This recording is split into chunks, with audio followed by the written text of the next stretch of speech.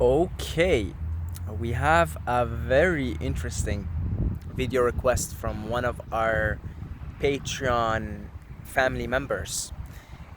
And it's really quite a lovely question, and we'll see how I'm gonna go on about tackling it because I I never really know what I'm going to say in these videos. I sort of just take whatever the topic is and I roll with it. So our friend wants to know how to consciously create every moment in his life. So he goes on, starts off saying, I know that mind creates matter. I know this to be true. I know that this to be the way. But I'm not sure how to go on about manifestations, about manifesting my desire, my desired reality. I don't know how to go on about it. I understand that my mind creates matter, but I'm a little bit confused here. How do I go on about it? How do I balance out trusting the flow of the Tao, yet setting intentions? So, for example, say you want to create financial abundance in your life and you want to set the intention for it. So how do I go on about setting the intention? Say I want to generate an income stream of $5,000 a month.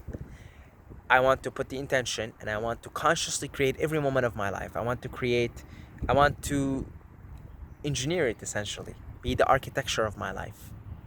And so say one aspect of my life is I would like to generate a stream of $5,000 a month.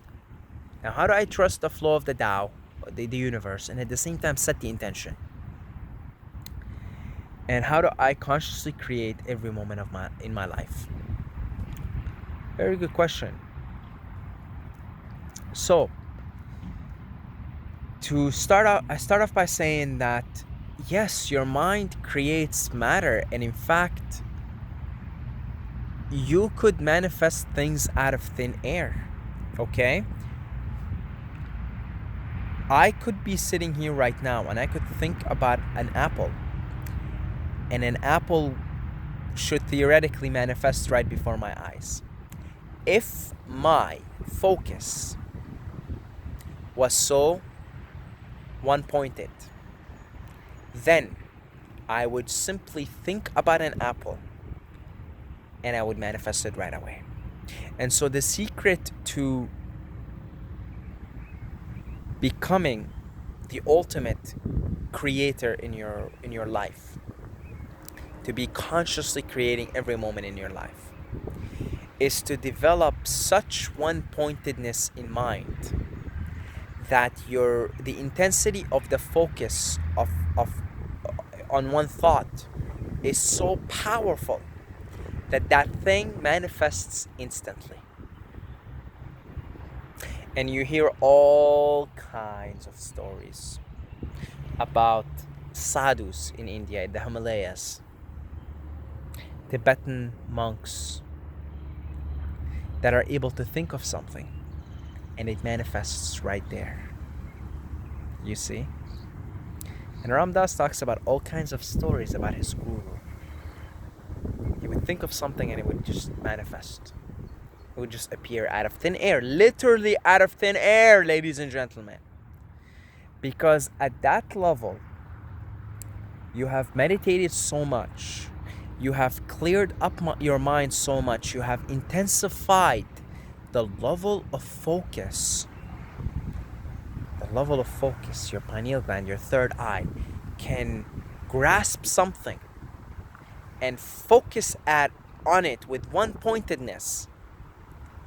And that skill is so refined that you could sit anywhere and concentrate on one thought. And that thought would manifest in the physical form. To give you an example, Tummo meditation. Tummo meditation is a Tibetan meditation whereby you are able to generate heat inside your body that would keep you warm in the coldest of cold, as cold of an environment as you can think of. Well, basically Tibet is very cold. It's in the Himalayas, it's in the mountains. And the reason why the Tibetans had to figure out a meditation to keep themselves warm is the Tibetans aren't sadistic, people who are happy suffering, who want to be cold. No, they want to be comfortable so they can meditate. Okay, so they've decided, let's come up with a way to stay warm, to stay hot, to stay, feeling pleasant and comfortable, so that we can meditate. Now here we live in the cold. What are we gonna do about it? Okay, let's meditate. Let's come up with a systematic way of meditating, so that we can keep ourselves warm, so we can be pleasant here. It could be minus 20, and it could be cold and snowy, but we're okay here. We're hanging out. We're meditating. It's cool. We're feeling good. It came out of necessity, really. So they develop a way to meditate, a systematic way, whereby they are able to melt ice sheets, melt ice, be sitting in minus 20 on top of a mountain, and generate so much heat in their bodies that they're melting ice out around them. Can you perceive of that? Can you perceive of you sitting on top of a mountain and it's minus 20, and you're sitting there calmly, quietly, in serenity, in warmth, melting the ice around you with your body heat? Now, how are they able to do that? How are they able to do that? It's actually quite simple. They are able to close their eyes and hold their thought, their focus with intensity on an object that resembles heat. So they could be focusing on heat, just pure like heat. They could have the image of a fire in their mind, and then they're just so intensely focused on the fire that they become the fire. And in that becoming the fire, the physical manifestation of reality is they become full of heat, because they are the fire. And so that's how they're able to melt the ice around them. And that's how Wim Hof is able to do what he's able to do also. And he's been to Tibet, and he's trained with Tibetan monks, I believe. So he talks about Tummo meditation on his website in the Wim Hof method. So it's actually quite simple but difficult. Okay, simple but difficult. It's very simple. Can you focus on the thought of ice with such intensity that there is no thought in your mind but the thought of fire, that you are the fire? And so in that sense, they are consciously creating every moment of their life. They are no longer affected. These monks, these Tibetan monks, are not affected by the coldness. Because really, if you're sitting there and it's really cold, you're not going to be able to meditate. You're going to be distracted by the cold. Your hands are going to be cold, your feet are going to be cold, your extremities, and then soon enough your core is going to be cold. Yeah, well, how are you going to meditate like that? So that meditation, Tummo meditation, came out of necessity. It didn't come out of, I'm going to show you something cool here. Just simple necessity. I want to sit here, be comfortable, and meditate. You don't want to be uncomfortable when you're meditating. What do you think Hatha Yoga came from? Stretching your body. You don't want to sit there all stressed and tense. You want to be calm, cool, so you can sit there and meditate and contemplate the absolute. So to be able to consciously create every moment of your life, essentially you have to practice meditation. You have to practice one-pointedness. So ways to do that. Sun gazing is beautiful, because if you're able to sit there and look at the sun for 40 minutes, that's, I think it's called samyam. This is performing samyam. It's part of Ashtanga Yoga. And it's developing one-pointedness. So another thing that, another trick in Ashtanga Yoga, which is Patanjali's method of, achieving enlightenment or achieving very high states, if not enlightenment, then very high states, is that you look at a candle flame. So then, you're not really going to be able to get to these high levels unless your focus is so intense that you could actually sit down and look at a candle flame for 12 hours straight. Okay? Can you do that? I can't do that. I don't have the patience to do that, but here I am. I'm not really very conscious of my reality moment to moment. But your level of focus should be so intense that you would be able to sit down and look at a candle flame for 12 hours and not have any problem with that.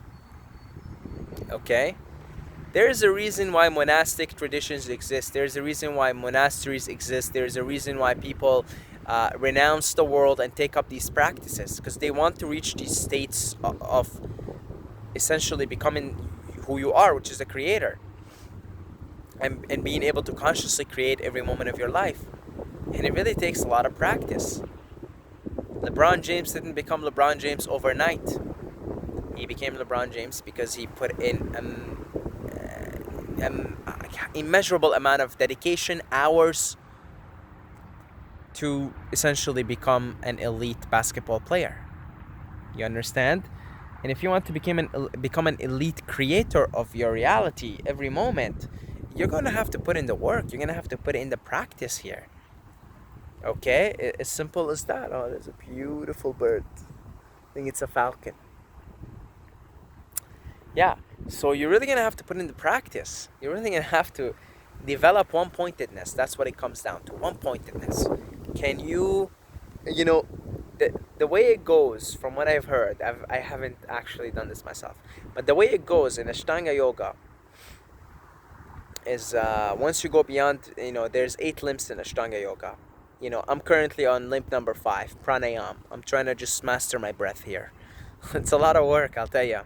I'm just gonna hang out in pranayam right now, because I'm gonna hang out for probably years, because you have to practice, mastering your breath first, being able to focus totally on your breath, master your breath, and then you move on to higher levels. So then there's a level where you start to look at a candle flame. Okay, I forget the name of it, but there's a name for it. Anyway, the practice is you look at a candle flame, and so the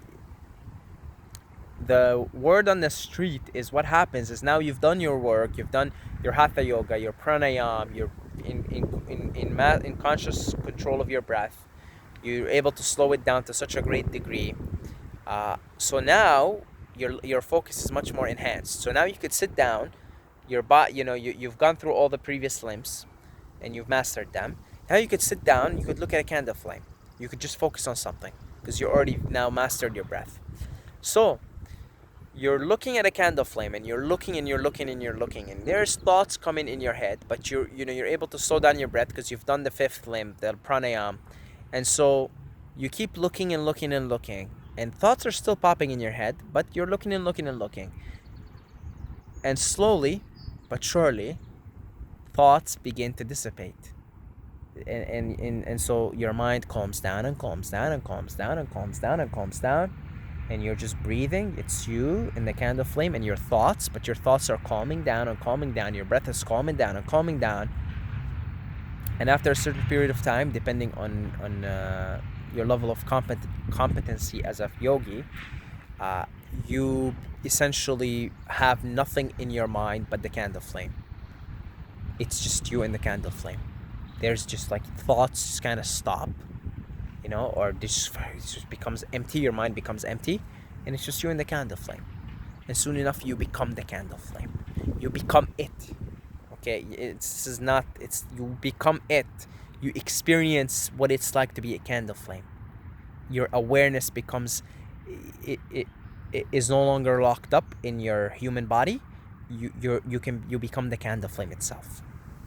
And now, at those levels of high intensity focus, one-pointedness, then you are able now to consciously create, literally, you can create dollar bills, talk about superpowers here, talk about being Brahman, talk about being the creator. Because now at that level, if you want money, all you have to do is think of your currency. If you live in the United States, you think of United States currency, dollar bills, $100 bills, and you can manifest however many you want. If your level of one-pointedness, of focus, are at such high level. We're hungry. It's funny, because at those levels, you're in such mastery that you don't even need any of the stuff. You don't even need food. You don't need money. You need nothing. At that point, that's what's it's a paradox, you see. But if, let's say, you want a piece of apple, you just gotta think about a piece of apple, and a piece of apple pops up. It literally pops up. Okay, out of thin air, it pops up. But just like LeBron James put in all these hours to be an elite athlete, and just like he needs to continue to put in the hours to continue to be at a high level, right? I don't know. I don't watch basketball, so I think now there may be even like I don't think he's the the number one anymore. Not at least not in the time, not this year, right? Or I don't think he's won anything for a couple of years now, or 3 years. Anyway, I don't know about basketball. Let me just stick to Messi and Ronaldo. Okay, for Messi and Ronaldo to remain at the top of their game, not only did they have to put in a massive amount of practice, but they have to keep practicing.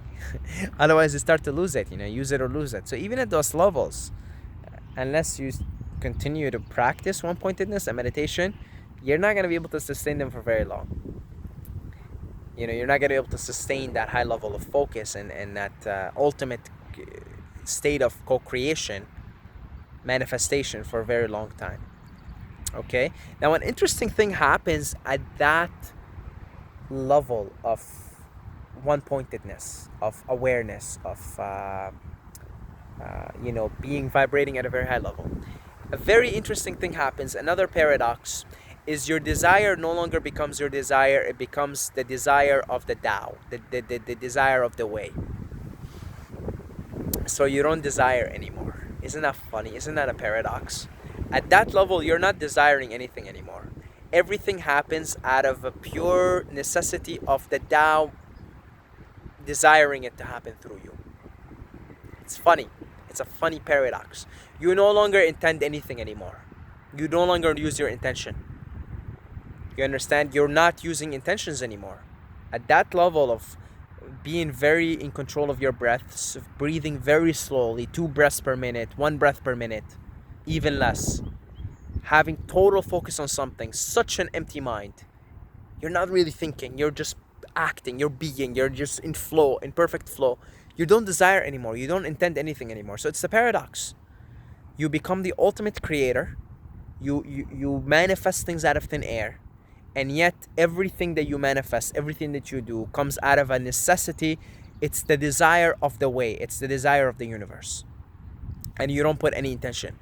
So if you're there sitting, like there's a story of Ram Dass's guru, and he had soldiers coming in to pay their respects, and he touched a soldier.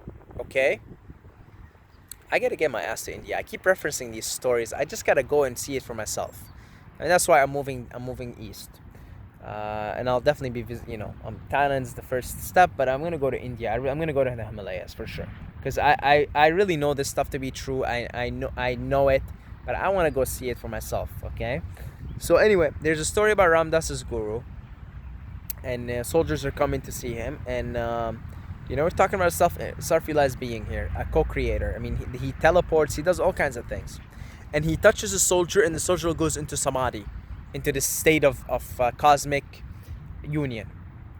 Now, do you think the guru's sitting there intending, saying, I'm gonna create this right now. I'm gonna put this guy in a state of trance, in a state of cosmic consciousness? No, there's no intention. It's just happening through him. He has no desire whatsoever. So it's a paradox, you see? This is the paradox. Is once you become the ultimate creator, and you are manifesting, you're consciously creating every moment. You're consciously creating every moment, but your will is aligned with the will of the Tao. So you're not really willing anything, you're not really intending anything, and your desires are already met instantaneously. Because you become so selfless at that point that everything that you do is for the common good of all. So hopefully that sheds some light on the matter. I know it's not the typical law of attraction stuff you hear in the law of attraction, and you create your own reality and all that. But I'll leave it up to you from here to take what you will out of this, okay? And I want to thank you very much for supporting me on Patreon. I really, really do. I really appreciate it. And again, for the Patreons, you requested this video. You request anything, I'll make it right away, okay? I want to really thank all the Patreons. If you would like to become part of the pleasure support, buy me a cup of coffee, just a cup of tea, a couple of bucks a month, put it in there, forget about it, and it really helps me, and we could do this full time at some point, okay? So thank you very much. Thank you to everybody, and that's about it. Until next time, may the force be with you.